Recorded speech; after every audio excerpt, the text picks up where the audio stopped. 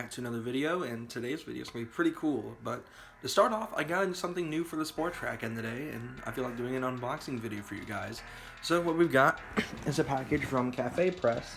If you guys know what this company is, they do a lot of custom print stuff, mainly on t-shirts and stuff, but you can also order other things from here. Now, a lot of you guys know that I had a front plate on my Explorer for a few weeks actually. But the color scheme on it, which was blue and yellow, it's actually sitting on top of that over there. It didn't really fit too well, so I went and ordered a new one, which we have here. And, oh man, it looks really nice. This is a Georgia replica plate, which is where I'm from. I live in Georgia, so this is the new front plate for the Sport Trac. So I'm gonna go ahead and go pick up the blue and yellow one and give you guys kind of a look at the two. And obviously I'll unwrap it so you guys can see the full lettering. But yeah, let me get that and we'll get right into it. Alright guys, so now I've got the Georgia plate unwrapped, and as you can see, it looks really cool. And this is a plate I used to have on the front, if you guys remember those videos for a little while. I've had this plate for quite a few years, and it's modeled after a plate from the Bahama Islands. It's banged up real bad, and as you guys can clearly see, it's bent as well. So when I went to go pick out a new plate, I wanted to get something brand new. I got this for a total of $25, including shipping and tax.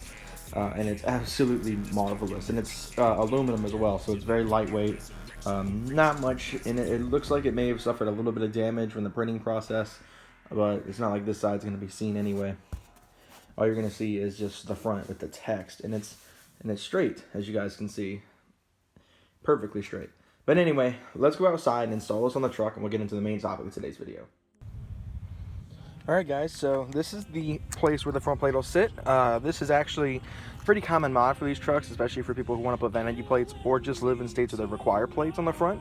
But we'll be installing the Georgia plate up here as well. It fits perfectly, but this is a very simple installation. All you do is you undo these two bolts down here on the bottom and just line everything up and bolt it back in. So I'm going to do that real quick and we can get some shots with the plate on.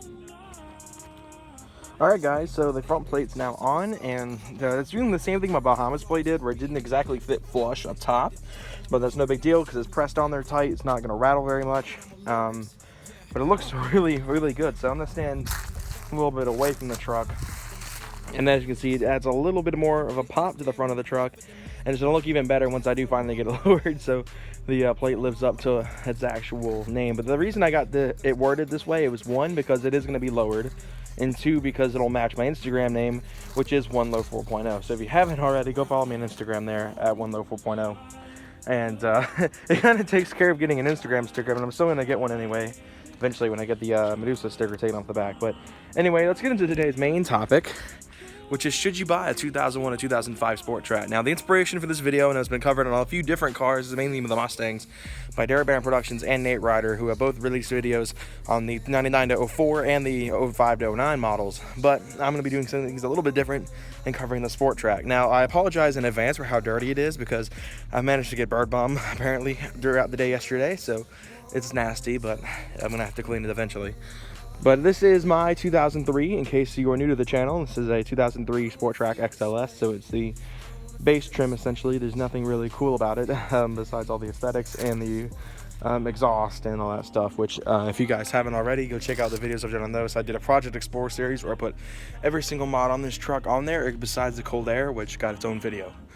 But anyway, should you buy a Sport Trac? Yes, I believe in my opinion, if you're looking for something dependable as a daily driver with a little bit of utility to it, nothing too crazy, this truck is for you, because it's not designed, as many people like to complain about it not being a full-fledged truck. It was not designed in the first place to be used as a truck 24/7. It was designed to be a kind of an emergency truck. Say you're going out of town and you got to carry something huge, say a ladder or a really tall box or something. You use the bed for that, or a table. But the rest of the time, it's designed to be identical to that of a standard Explorer SUV and be comfortable for a long ride. So that's kind of the point with the Sport Trac. A lot of people are like freaking out over the size of the bed. But if you're buying this specifically as a truck, not as a family carrier truck in case of emergency, don't buy one. Go get an F-150. That's pretty much easy for you. But the reason I like this truck is because of what can be done to it, how easy it is to modify. Now, this truck is extremely cheap to modify. In fact, The total for all the mods I've done, minus the wheels and tires, is probably close to around $500, $600. For the taillights, which were about $120, the headlights, which were $100, the cold air intake, which was about $80 or $90, somewhere in that zone. The radio was $120. The exhaust probably is a little bit more expensive. I don't know the price on that because I wasn't the one who had it installed. And in case you didn't know, my uncle bought that for me as a graduation gift, the Flowmaster exhaust. So I don't know the price on that. I'm not gonna ask because that'd be disrespectful of me. The only thing I know about it is it's a Flowmaster 40. So if in case you guys have been wondering that ever since I did the installation, it's a Flowmaster 40 exhaust. But the truck is very, very, very easy and very cheap to modify. Now, there was a lot of parts way back in the early 2000s for these trucks, and these trucks were considered new at the time, that are no longer in production, such as LED taillights. Those are impossible to find now. A K&N cold air intake. K&N only made cold air supporting the 07 to 10 generation, or 07 to 11 if you want to count that they were produced in 2011. So if you want one of those, if you have a 07 to 10, you can find a K&N cold air intake. Me, however, having the 03, couldn't find a cold air intake that easily. That wasn't $600, $700 as they, like I said, are discontinued. A lot of the cool things about this truck, like I said, is the easiness to modify, and the fact that the culture with these trucks is really awesome. There's a big Facebook page I'm a part of about these trucks. It's just a bunch of owners of these vehicles and people aspiring to own one. And you will find anything on there, from lifted trucks to slam trucks to bag trucks, built trucks for that matter. There's a few guys on there that are running 07 the 10s that are running supercharged V8s. And a lot of people in the 01 to 05 generation that have done the 5.0 swap, which is remarkably awesome. Now, things I'll be doing differently with this one is if I do go through with it, it will be receiving a blower in the future, not the near future. As it will involve a lot of R&D and a lot of kind of checking up on the engine itself before I throw any sort of power underneath it. Like I said, though, the truck's very easy to modify. It's very reliable. That's the next thing I'm going to move into is dependability. Dependability. This truck, while it's showing its age a little bit now, when I first got it, it was extremely dependable and extremely reliable for as much mileage as it had, and it has. This truck currently has almost 221,000 miles on it, which a lot of people still don't get, and I have to tell them, and they're like, wait a second, what? It's that high mileage? But for how old it is and the mileage it has, it doesn't look too bad. I mean, it's got, characteristic rust on the paint and a lot of scratches and dents, but that's really the only thing that gives away its age, really, until you get inside and see the odometer. These trucks, the one thing I will say, though, is if you get the very common automatic transmission, they do like to go out frequently. This is the second one this truck's been on since it was built. The previous owner replaced it at 150,000 miles, which is typically where Ford transmissions like to go. And this one, of course, has a basically fresh trans, and I won't need to replace it again until probably close to 300,000 miles, if I can even make it there without getting rid of it, because that's going to be a lot of mileage to put on this thing. It's very comfortable when you have good shocks. Mine are shot because it's, again, 220,000 miles and they've never been replaced. Very nice ride, quiet when that's stock. When this thing was stock, I tell you, I could not hear it ever. At open wide throttle, at 100% in it on the gas, this thing was still quiet. With the Flowmaster cores, not so much. So, I mean, if you're wanting one of these as a family vehicle that is wanting something quiet, dependable, just comfortable, I mean, this is really one of the best trucks in the market. Now, this truck did compete with the full-size Chevrolet Avalanche, which was a pretty much more popular truck due to the fact that it was a bit bigger, had the 5.3 V8, which was a Vortec motor, aka the iron block version of the LS, so all the LS freaks were going after that truck.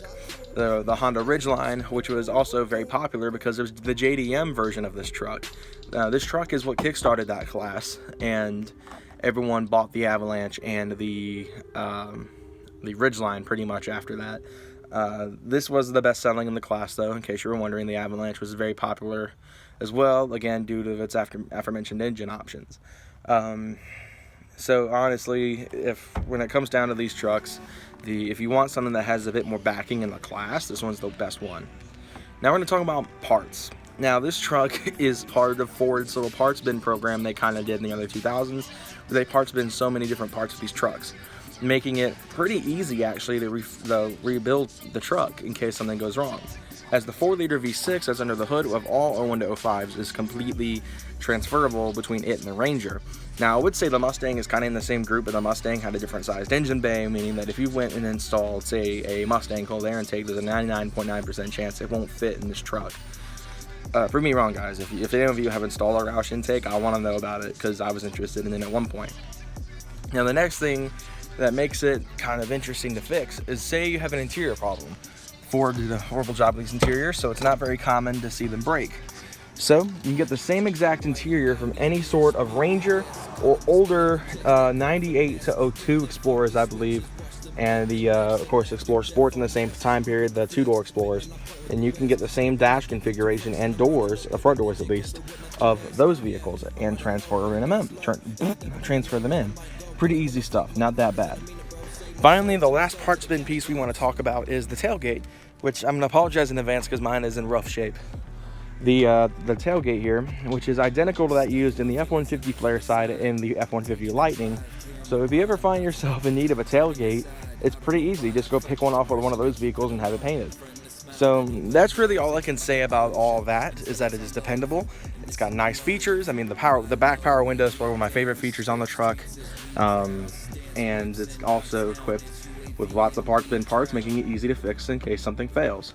So to end the video off, I think that if you are in the market for a truck but don't want anything just huge like a Silverado or a Ram or an F-150, then it may be worth your chance looking at one of these, especially the 01 to 05s, as they have held up really well. I mean, with some minor historically failing parts like the trans and the thermostat housings, which this is on its third. You know, there's some little things here and there that are pretty simple to get around, and this is probably my favorite vehicle I've owned.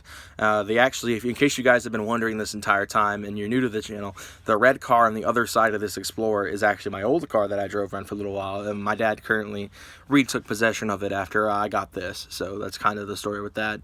I've said it a million times now with that, so I'm not going through that story again. And like I said, though, if you guys are in the market for a truck of this size, a mid-size, I'd recommend taking a look at one of these, because I mean, you may not like it at first, but mainly with the bed size for utility purposes. But when you go on a long trip and your family thanks you for how roomy it is and how comfortable it is for a truck, they're gonna love you for it later, and you're gonna feel appreciated for that. But anyway, guys, thank you guys again for watching. I hope you guys enjoyed, and I'll see you guys next time. Take care. We don't want drama, we just want commas. My team trying to eat, I'm thinking Benihana. Love or hate me, all that shit just made me stronger. We the new school, this the alma mater. We don't want drama, we don't want drama. We just want the commas, we just want the commas.